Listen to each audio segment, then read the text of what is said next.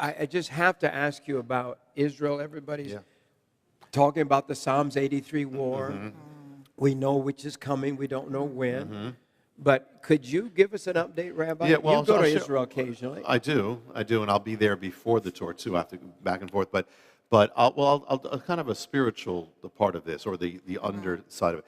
First of all, I mean, just to keep always our perspective. Yeah. No matter who it is, no matter what their name is, no matter what the organization is, it's beyond them. This is the enemy. The enemy has tried to destroy the Jewish people for 4,000 years, last 2,000, try to wipe them out. The 20th century, the names keep changing. Hamas, Saddam Hussein, Joseph Stalin, Hitler. It's not based on them. This is a fallen angelic being who is dealing with that enemy that Israel is dealing with, and that is trying to wipe them out because he knows what's coming. So he's trying to wipe them out. But interesting. We just talked before about that one-year Bible, and then the thing that was appointed for 9/11, which was the Harbinger scripture. But also in every one-year Bible, appointed is another verse, which is Psalm 55, which speaks about destruction. This was appointed for 9/11, and everyone speaks about destruction in the city.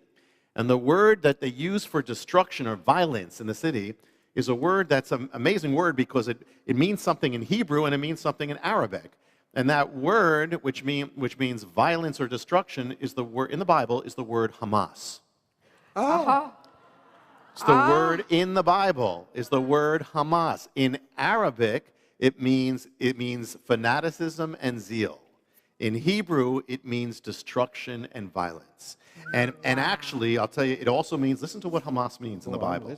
It means damage, cruelty, oppression, unrighteousness, wrongdoing, falsehood, and to act violently.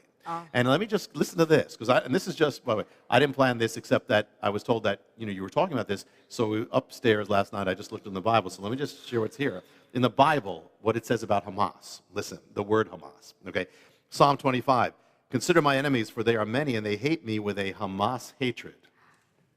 Psalm 74:20. Think about the tunnels with Hamas. Think about this. Yes. The dark places of the earth are full of the dwelling places of Hamas. Oh, my. Okay, 2 Samuel 22, you save me from Hamas. Psalm 11, but the wicked and he who loves Hamas, the Lord's soul hates. Isaiah 53, Messiah, listen to this, but it says he had done no Hamas. He's the opposite of Hamas. He had done no violence. Ezekiel 7, Hamas has risen up into a rod of wickedness. Ezekiel 7, the land is full of crimes of blood and the city is full of Hamas.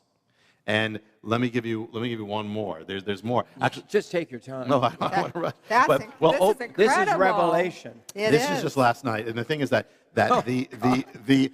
Obadiah speaks about Esau, the descendants of Esau. He says, it's your shame that you went against your brother Isaac. In other words, and many of the descendants of Esau are linked with these people, with many Arabic people, and they're wonderful. There are wonderful, God-loving Arabic people, but you have that as well. So it says that it's your shame that you went against Isaac.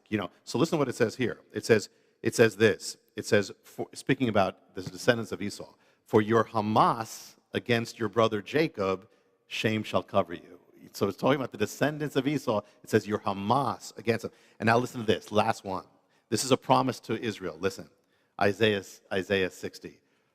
For Hamas shall no more be heard in your land, nor the wasting of destruction in your borders. You'll call your walls salvation and your gates praise.